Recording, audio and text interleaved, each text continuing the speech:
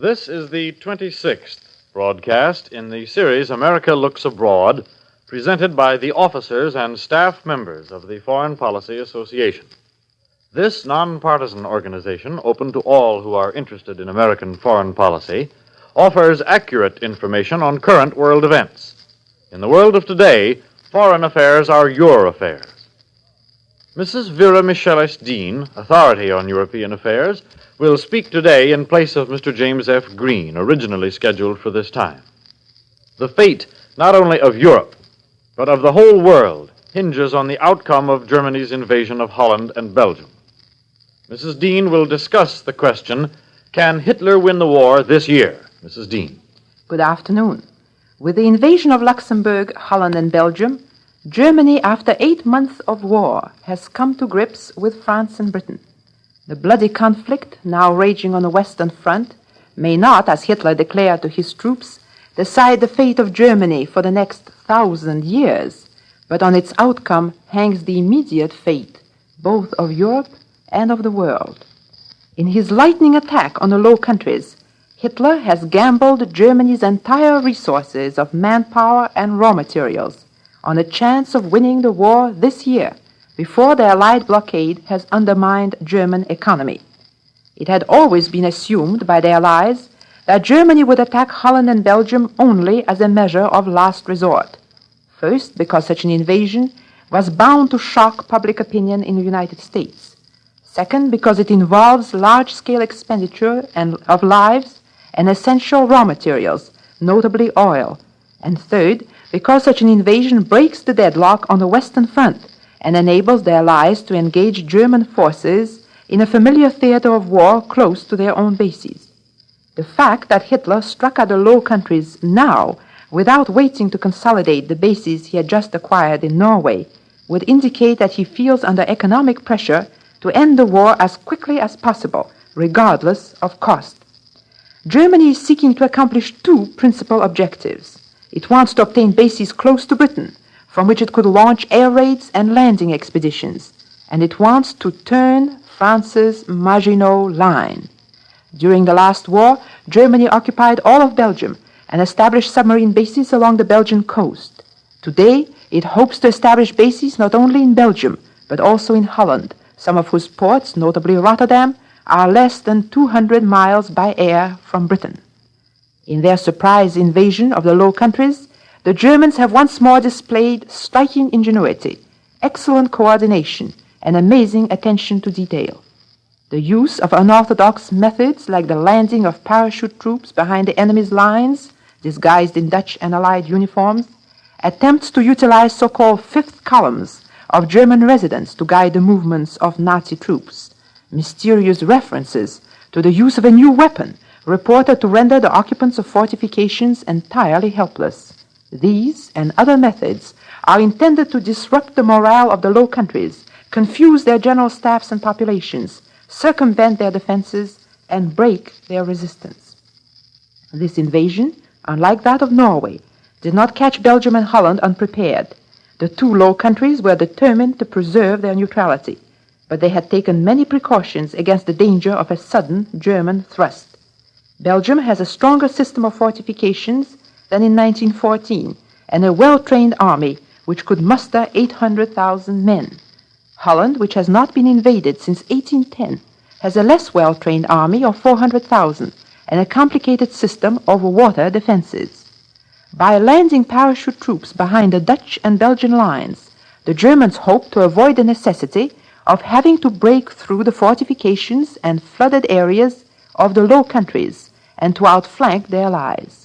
So far as we can determine from censored news, both Belgium and Holland succeeded in withstanding the initial shock of German invasion, although the Germans have captured important positions, notably one of the Liège forts.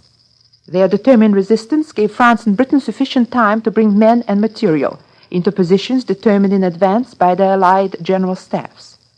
To break the resistance of the Allies, the Nazis may have to subject their own forces to large-scale slaughter. This they are apparently ready to do in the hope of achieving a decisive victory. Such a victory is by no means outside the realm of possibility. But if the Nazis fail to win a quick decision now and are forced to fight a long war of positions, this would represent a Nazi defeat, because Germany does not command sufficient economic resources for a long war. If Hitler had hoped that his plans would be furthered by political confusion in France and Britain, this hope was defeated by the swift reorganization of the British and French cabinets. Mr. Chamberlain, bowing to criticisms of the Norwegian campaign in the House of Commons, resigned on Friday. Winston Churchill immediately formed a war cabinet of national union, which includes leaders of the Labour and Liberal opposition.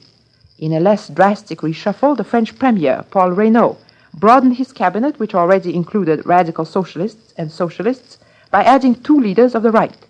These cabinet changes should strengthen political unity in France and Britain and permit more energetic prosecution of the war. It is thus with greatly increased morale and with grim realization of the issues at stake that the Allies are meeting Germany's direct onslaught on the West.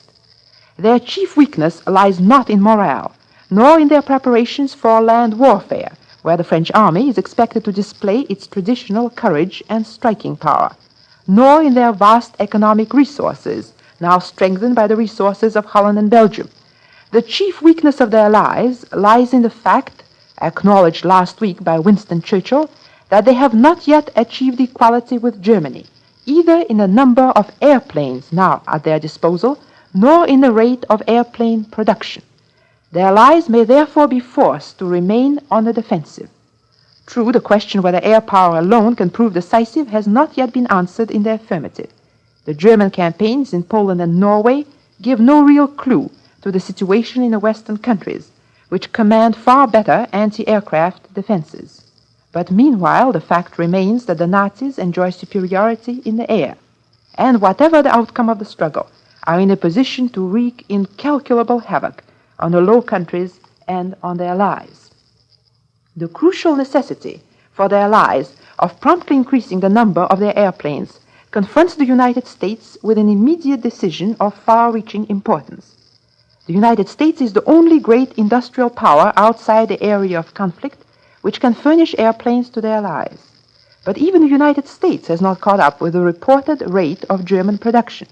In 1939, the total output of our aircraft plants was 2,400 planes of all types, military and commercial. It is expected that by September of this year, the United States will produce at the rate of 800 planes a month, as compared with 1,500 planes a month in Germany.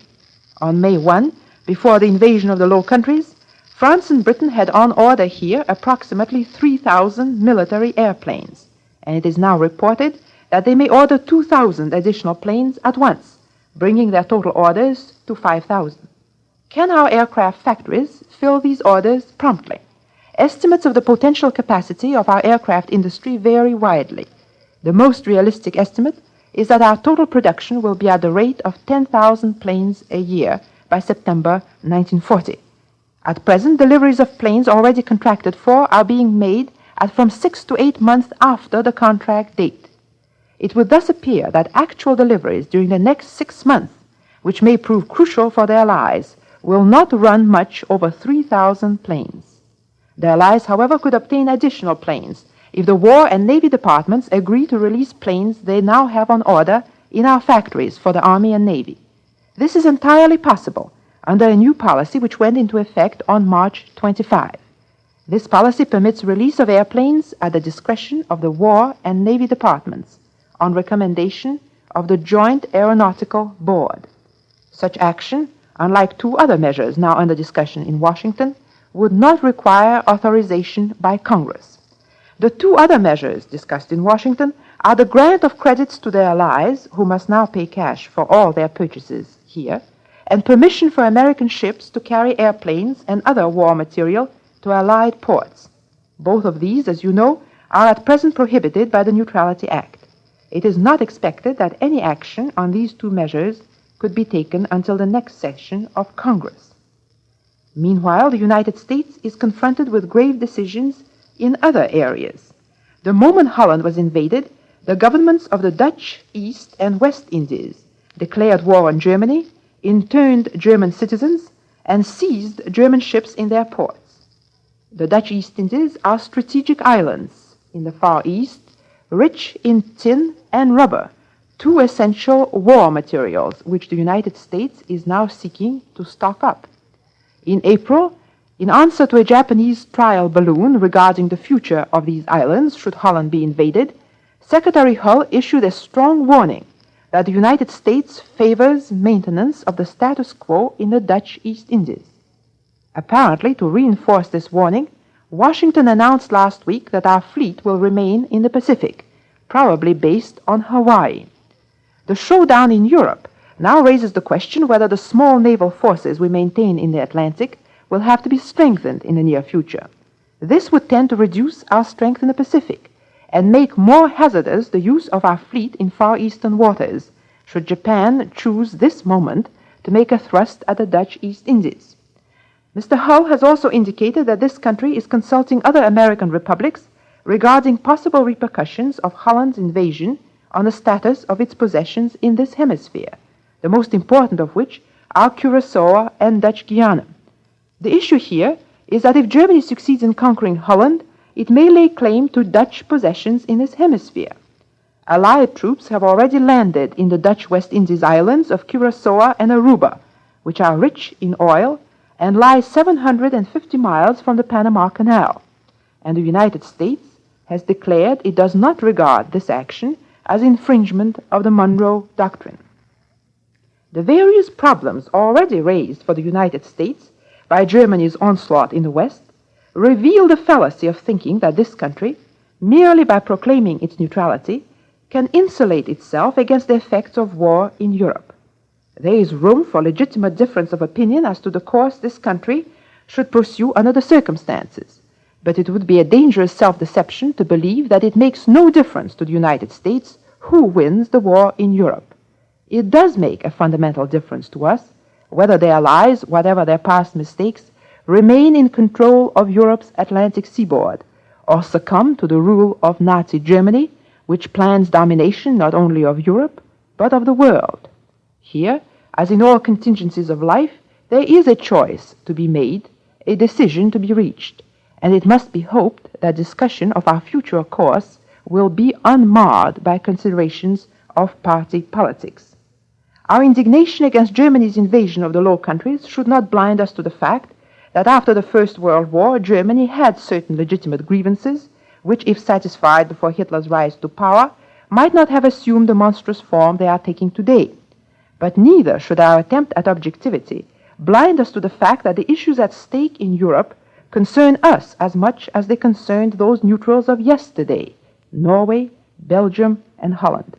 Their fate demonstrates that neither neutrality nor pacifism is a safeguard against the kind of ruthless war to which the Nazis, for the misfortune of both Germany and the world, have devoted the great talents of the German people. The future of Europe, and with it of the world, is so dark today that it requires the utmost fortitude, the utmost faith in a Western way of life to face the decisions which lie ahead of us. This fortitude we must summon, this faith we must maintain, if we in turn are not to be undermined from within by the kind of disintegrating defeatism which in so many European countries has proved Hitler's most effective ally.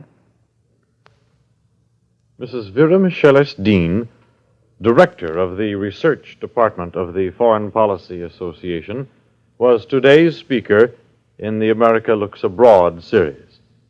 Mrs. Dean was the speaker today in place of Mr. James F. Green, who had originally been scheduled for this time but who was unable to appear. If you would like a free copy of this talk, send your request to the Foreign Policy Association at number 8 West 40th Street, New York City. Number 8 West 40th Street, New York City, the Foreign Policy Association.